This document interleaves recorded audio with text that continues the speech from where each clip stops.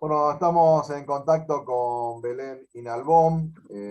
Belén forma parte del equipo de la Municipalidad de Rincón. Eh, ¿Cuál es tu área específica, Belén? Contanos un poco cuál es tu área específica y cuáles son las tareas que vienes realizando dentro de la estructura de la municipalidad. Perfecto, bueno, buenos días Aldo, ¿cómo estás? Buenos días a todos. Eh, yo estoy dentro de la Dirección de Género, Niñez y Familia de la Subsecretaría de Desarrollo Social y Productivo de la Municipalidad de Rincón. Dentro de esa dirección se encuentra un área específica, entre otras, como el Servicio Local de Niñez, el área de Género y Diversidad Sexual. El objetivo de esa área es no solo trabajar en la atención y acompañamiento en situaciones de violencia de género o por identidad de género hacia mujeres y personas del colectivo de la diversidad y disidencia, sino también generar o repensar junto con la comunidad programas y proyectos vinculados a la promoción de derechos. Hoy en día, por el tamaño del equipo y por la demanda que hay, el trabajo más fuerte está vinculado al acompañamiento y asesoramiento en situaciones de violencia de género. No obstante, estamos trabajando en otras puntas. Bueno, que vos me dirás, el año pasado estuvimos durante todo el año, a pesar de la pandemia, resignificamos un poco qué es esto de la presencialidad y del estar en contacto con otros, y redefinimos un proyecto que ejecutamos a través de un convenio que hicimos con el Ministerio Nacional de las Mujeres, en ese momento el INAM, que fue un espacio de formación en perspectiva de género y derechos humanos, destinado a trabajadoras y trabajadores municipales, a todas aquellas personas que tengan algún trabajo en territorio, vecinos, vecinas, referentes de copa de leche, referentes de comparsas. Estuvimos trabajando con aproximadamente 70 personas. Se anotaron 100, pero más o menos trabajamos con 70 personas, y lo traigo ahora porque en realidad eso fue algo que se inició el año pasado, pero que termina con un material gráfico, pedagógico, didáctico, para que lo puedan tener todas las instituciones, los vecinos que quieran, las organizaciones que lo quieran, que dentro de poco lo vamos a presentar, porque se están terminando de imprimir, como un recurso para poder trabajar esto que es la promoción de derechos en los territorios. Es un poco Eh, compartir sí, todas las técnicas que utilizamos, digamos, y un poco de material teórico también, y de material de referencias, hacia dónde ir. Quiero saber un poco más de este tema, puedo seguir investigando sobre esto. bueno, y sé también que ustedes estuvieron trabajando mucho en la capacitación a partir de la ley Micaela, como una iniciativa del Estado municipal.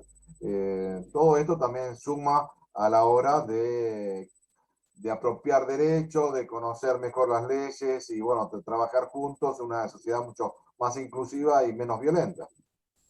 Así es, Aldo, porque yo siempre digo, nosotros lo trabajamos en el gabinete ejecutivo antes de la ley Micaela, cuando yo ingreso en el 2018, lo empezamos a trabajar, después participamos de lo que es la capacitación de la ley Micaela, ahora estamos en proceso con los formadores para terminar de organizar lo que es todo el proceso de formación para los y las trabajadoras municipales, pero a nosotros nos parece más que importante porque entendemos que más allá de la atención inmediata y específica en situaciones de violencia o de discriminaciones específicas, es necesario poder seguir ejercitando ese análisis crítico que implica qué tiene que ver la perspectiva de género y derechos humanos con la vida cotidiana de, y con ciertas situaciones que, así yo esté en una mesa de entrada, llegan a mí. Y en esto, pensando en el 17 de mayo, que es un poco la convocatoria, poder empezar a visibilizar que la discriminación de género no es una sola, que la desigualdad de género no es una sola, ni unívoca, digamos, una sola cosa, sino que también está atravesada por un montón de otros matices, por el pueblo del cual provengo, por mi familia de origen, por mi nivel educativo, por mi color de piel, por por mi orientación sexual, por mi identidad de género. Eso es lo que nosotros dentro del feminismo llamamos interseccionalidad. Entender que la desigualdad de género está atravesada por un montón de otras variables, que quienes tenemos la responsabilidad de estar en política pública tenemos que detenernos a pensar para poder planificar en función de todo ese entramado que se cruza. Y que lo vuelve muy complejo, lo vuelve muy complejo. Y una de las discriminaciones que no está muy visible es la discriminación y la violencia por identidad de género y orientación sexual. Orientación sexual por quien yo siento atracción sexual, identidad de género es cómo me percibo, digamos, cómo desarrollo mi vida cotidiana, cómo me autopercibo en mí misma, que tiene que ver con los demás también. Y en realidad las situaciones de violencia que se dan son muchas, digamos, cuando el chiste en la escuela sigue siendo, ah, qué puto que sos, aunque parezca una pavada, y si yo me autopercibo un varón gay, por ejemplo, y el otro se está riendo de esa orientación sexual, eso va calando en la subjetividad. Si tengo una abuela o una abuela que yo no sé si soy todavía o me empiezo a identificar como niña a pesar de tener un pene a mi corta edad, y si mi tío, mi abuela, mi vecino se ríen porque juego con muñecas, eso también va silenciando algunas cosas. Entonces son muchas las situaciones, no sé, cuando a una mujer la violan en la vía pública por el hecho de ser mujer, es un acto de violencia, por supuesto, y hay otro factor cuando además me violaron, no solo por ser mujer, sino por ser mujer torta y chonga, como correctivo, que es un poco lo que decimos dentro del colectivo lésbico, esto de qué son las violaciones correctivas. Bueno, hay un montón de violencias específicas que es necesario empezar a visibilizar. Sí, yo estaba pensando que hay un montón de prejuicios en la sociedad que tiene que ver con la cultura, con pautas culturales, lugares, pero también hay cuestiones institucionales, hay cuestiones religiosas, hay cuestiones que tienen que ver con ciertas escuelas o con pertenecer a ciertos lugares, a clubes. Bueno, hay que romper todos estos mitos y me parece bien discutirlo y ponerlo en la agenda porque el debate se tiene que dar y justamente estamos hablando de derechos y de respeto y tolerancia, algo que no hace mucho nos parecía difícil, pero creo que tenemos que trabajar mucho para que esto sea lo que nos una como sociedad. Así es, porque uno piensa que en la historia de la sociedad, no sé, 20, 30 años es un montón de tiempo, pero en realidad todas nuestras cabecitas se fueron construyendo a partir de esas ideas, y las instituciones también reforzamos muchas veces estas ideas. Que en el manual de psiquiatría se haya sacado la homosexualidad como una enfermedad, está bien, es un hito y es un hito muy importante, pero en realidad hoy en día sigue habiendo retiros espirituales de iglesias, no importa qué credo, porque no me interesa entrar ahí, pero sí existen, de corrección de lesbianas y de gays. ¿Qué es? Es autoconvencerte que vos estás equivocado, estás en un problema, sos un disvalor, y que para que como Dios te ama tenés que acceder a esto. Digo, Dios como un montón, digo por las religiones, pero también las mismas instituciones, digamos. Cuando en un servicio local de niñez se confía más en una madre por ser heterosexual y por tener una pareja varón que por ser lesbiana. O sea, hay reuniones en las que surgen preguntas como, uy, ¿y esos chicos estarán bien? Simplemente porque es una pareja de madres lesbianas. ¿Fundamento de esa pregunta? Ninguno. En realidad sí, el fundamento es que en realidad este sistema social está construido no solo en la desigualdad capitalista, sino también en algo que nosotros llamamos heteronormatividad obligatoria.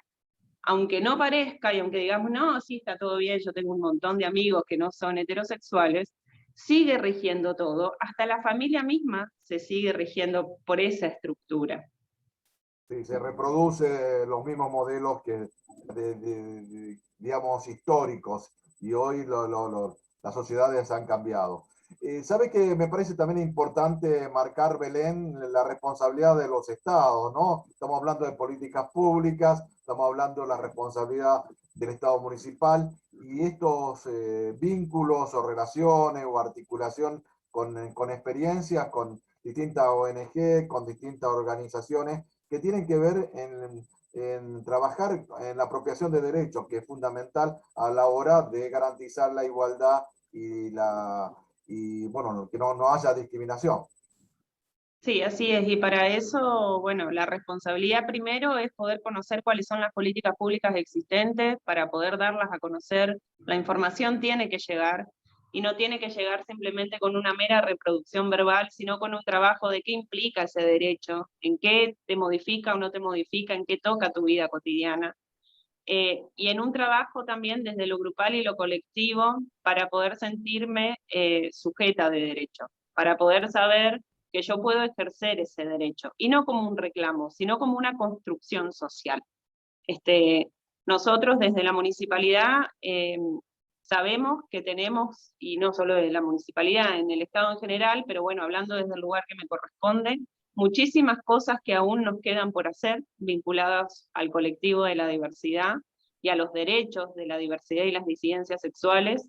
La agenda es amplia, digamos, sigue habiendo una estructura social excluyente, la integración sigue siendo a medias tintas, eh, y esto lo digo en función de esto, ¿no? De poder pensar, bueno, ¿cómo seguir? Hasta ahora pudimos generar una reglamentación de un cupo laboral que tenemos que tratar de que se implemente en su totalidad, pero no solo por la letra, sino por lo que implica en la vida cotidiana de las compañeras y compañeros En trans. la práctica, muchas veces la teoría está, pero la práctica no existe.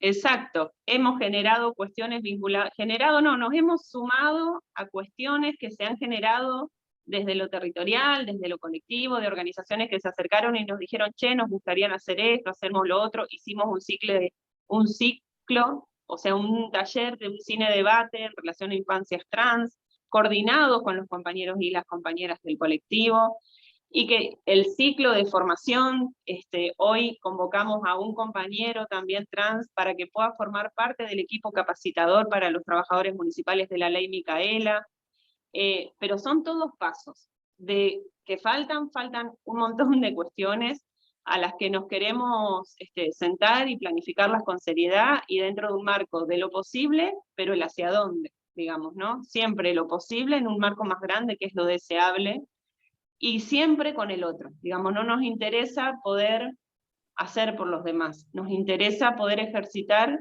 una ciudadanía que tenga que ver cómo este derecho también me involucra a mí y cómo yo lo habito. Digamos, la ciudadanía puede construir derecho, no solo puede ejercerlo, sino que también forman parte de la construcción de los derechos de ahora y de los que van a venir, y de hecho creo que el colectivo de la diversidad en su matriz, en su matiz muy diversa, de hecho no es lo mismo ser una mujer trans que ser un varón trans, que ser una torta, que ser lesbiana femenina, que ser lesbiana más masculina, que ser gay. Digo, el colectivo de la diversidad es inmenso, y creo que nos han enseñado, y nos enseñan de hecho, que hay un montón de procesos de construcción colectiva y de construcción de derechos. Los derechos se ganan, se luchan, y bueno. Y son procesos históricos, en definitiva también. Sí. Belén, siempre un gusto charlar contigo. No es un tema que se acabe, digamos, que termine en esta charla. Seguramente seguiremos charlando porque es un tema que lo tenemos en agenda, nos interesa y además me parece que es un compromiso también del periodismo, la comunicación, colaborar en definitiva para hacer visible y seguir luchando por una sociedad más igualitaria, más tolerante y más inclusiva. Muchas gracias. Gracias a vos, Aldo, y si me permitís, yo quisiera, porque no todo el mundo tiene por qué saberlo, recordar que por el tema de la pandemia estamos trabajando solo de mañana, al público, ¿no? Porque después el equipo también trabaja a la tarde, pero estamos de lunes a viernes, de 8 a 13, en calle San Martín, 1467, en Rincón. Eh, por si cualquier persona, digamos, vinculada a estas situaciones de identidad de género, de orientación sexual, o mujeres víctimas de violencia, se pueden acercar, digamos. Preferimos que se realice el contacto y la consulta, y después vemos si es grave, si no, no importa, digamos, pero estamos para eso. Eso, así que gracias también por el No, espacio. por favor, un gusto. Gracias. Un gusto, hasta luego.